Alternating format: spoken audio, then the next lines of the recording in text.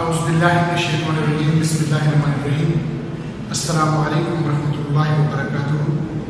इब्तिदा है रब्बुल ज़ुलजलाल के बाबरकत नाम से जो खालिक कुल कायनात है और दिलों के भेद खूब जानता है।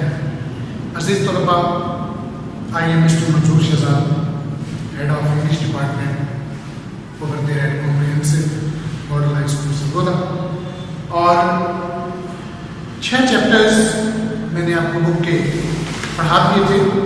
यूनिट नंबर 1 यूनिट नंबर 6 उसके डिफिकल्ट वर्ड्स के मीनिंग्स और उनकी ट्रांसलेशन आप लोगों ने सीखी, और 6 चैप्टर्स मुकम्मल हुए। हमारे 8 लेक्चर हो चुके हैं और आज लेक्चर नंबर 9 रिकॉर्ड होने जा रहा है।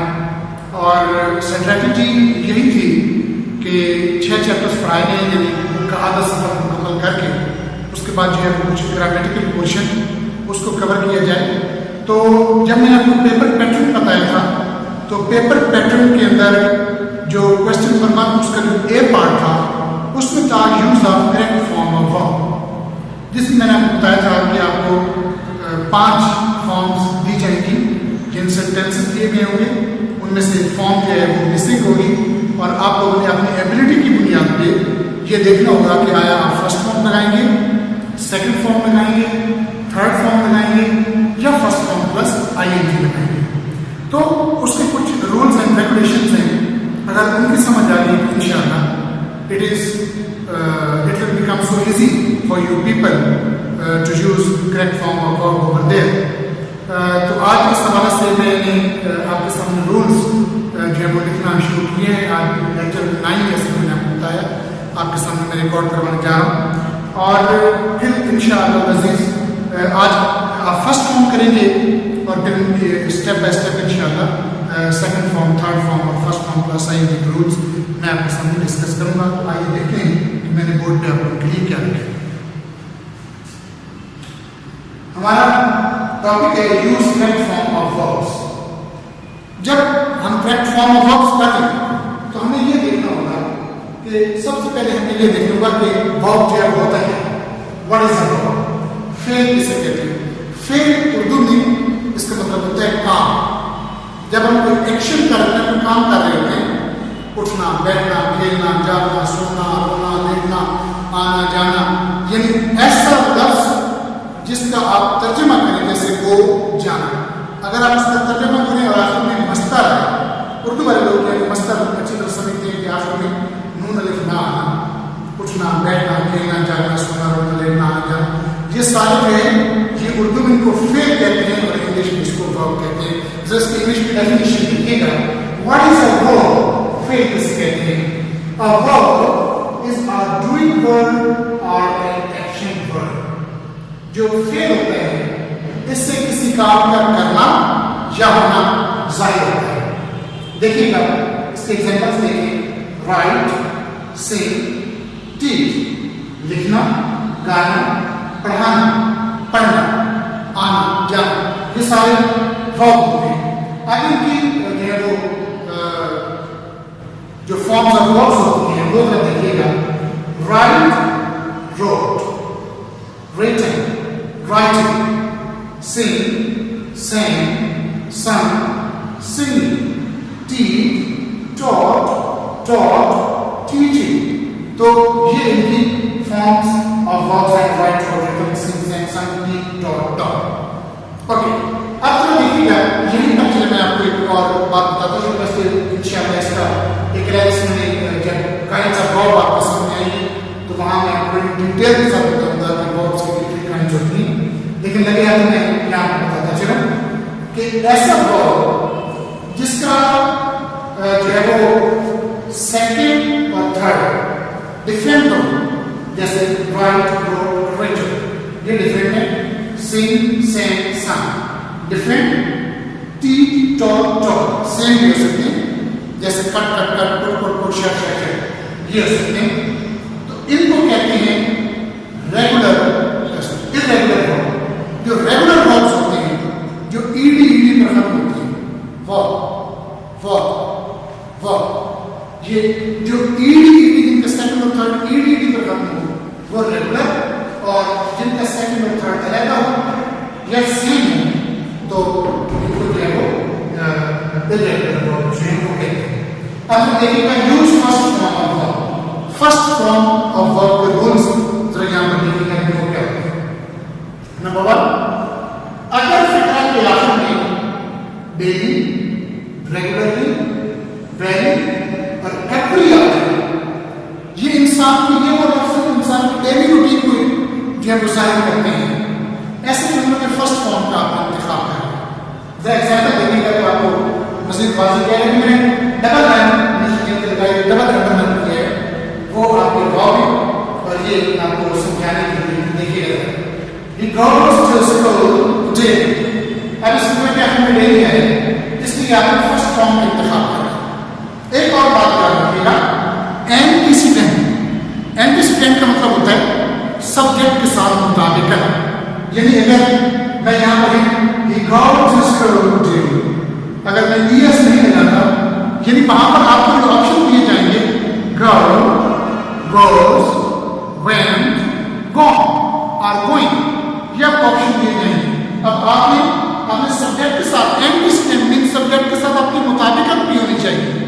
ही के साथ go, ये नहीं होगा goes, ये you take exercise regularly। अब रेगुलरली आपने आया, आपने फर्स्ट फॉर्म बताएंगे take, अब takes वाली आपने फॉर्म जो है चूज नहीं करनी।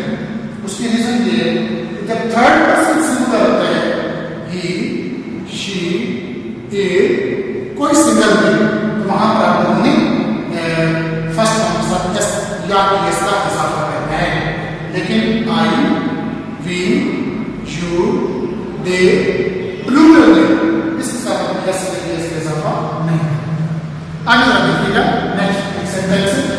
He comes to see me every morning। बहुत सुबह मुझे मिलने के लिए आता है। अब every की वजह से आप लोगों ने फर्स्ट फॉर्म का इंतखाब करना है। यहाँ पे जो ही है इसलिए comes। She loves her cat very much। अब वहां पर लफ्ज आपके मिसिंग होगा, वहां पर आपको ऑप्शन दिए जाएंगे कि love, loves, love, loving, okay, इस तरह के आपके ऑप्शन आएंगे।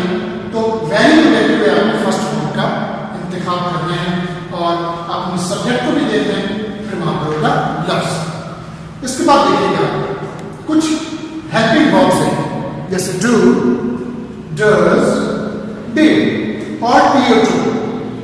इसके बाद फर्स्ट फॉर्म आपने लगाना है। देखिएगा, आप जानते हैं कि डू और डज का जो इस्तेमाल है वो प्रेजेंट इंडेफिनिट टेंस में होता है और डिड का इस्तेमाल पास्ट इंडेफिनिट टेंस में होता है। हालांकि पास्ट इंडेफिनिट टेंस के पॉजिटिव सेंटेंस में आप लोग सेकंड फॉर्म यूज करते हैं, लेकिन negative sentences and interrogative sentences के अंदर आप लोग डिड के साथ फर्स्ट फॉर्म इस्तेमाल करते हैं। Means do, does, did, do, does, did. अब यहां पर देखिएगा और टी और टू के बाद हमेशा फर्स्ट फॉर्म है। एग्जांपल से आपको मसले की बात वाज़ेह होगी। You do not tell a lie. Do not की वजह से एक बात याद रखिएगा कि जब डू नॉट आएगा, डज नॉट आएगा, डिड नॉट आएगा, फर्स्ट फॉर्म आप लोगों ने यूज करना होगी। लेकिन एक और इंपॉर्टेंट इशू, आपने एस या एस का इजाफा नहीं करना। देखिएगा, you do not tell a lie. एक और बात याद रखिएगा कि झूठ बताया जाता है और सच बोला जाता है। इसलिए यहां पर देखिएगा, you do not tell a lie. He does not speak the truth। झूठ बताया जाता है, टेल, ट्रूथ सच है वो बोला जाता है, स्पीक। इसलिए डू नॉट, डज नॉट के साथ हम फर्स्ट फॉर्म यूज करते हैं। एग्जांपल नंबर 8 देखिए जरा, sentence number, they did not win the match। हालांकि पास्ट टेंस में सेकंड फॉर्म यूज होती है, लेकिन जब डिड नॉट आ जाता है वहां पर आप लोगों ने जो है वो फर्स्ट फॉर्म यूज करना है। एग्जांपल नंबर 8 पर देखिएगा, she will have to make a new plan। अब टी और टू की वजह से आपने फर्स्ट फॉर्म यूज करनी है। ये अनचेंजेबल रूल है, टी और टू के बाद हमेशा फर्स्ट फॉर्म है। इसके बाद जितने भी मॉडल वर्ब्स हैं, can, could, may, might, will, would, shall, should, must और टू, इनके बाद आप लोगों ने हमेशा फर्स्ट फॉर्म यूज करना है। जरा देखिएगा, you can tell a story, you can tell a story. इसका मतलब ये हुआ कि मॉडल वर्ब कैन, आप लोगों ने फर्स्ट फॉर्म यूज करना होगा। They could help you, they could help you, could, इसकी वजह से जो है आप लोगों ने फर्स्ट फॉर्म यूज करना होगा। You may win the scholarship, may के साथ modal verb first form of the verb. They might find him in the garden, might modal verb first form आप लोगों ने चूज करना है। इसके बाद देखिए 13, he will teach a lesson, he will teach a, आप लोग जानते हैं कि फ्यूचर इंडेफिनिट टेंस उसके अंदर आपके जो हेल्पिंग वर्ब्स होती हैं वो होती हैं विल और शैल। विल और शैल के बाद आप लोग हमेशा फर्स्ट फॉर्म इस्तेमाल करते हैं। he will teach a lesson, he will scold you, he will scold you, would के बाद first form. I shall drink milk, shall के बाद first form. they should listen to me, they should listen to me, should के बाद जो है first form.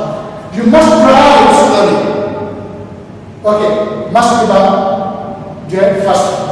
अब यहाँ पर देखिएगा, मैंने आपको ये बताया कि अगर फिक्रा के आखिर में डेली, रेगुलरली, एवरी और वेरी है फर्स्ट फॉर्म, इसके अलावा डू, डज, डिड और टी और टू के बाद फर्स्ट फॉर्म, जितने मॉडल वर्ब्स हैं can, could, may, might, will, would, shall, should, इसके बाद मस्ट और टू, इनके बाद भी हमेशा फर्स्ट फॉर्म आएगा।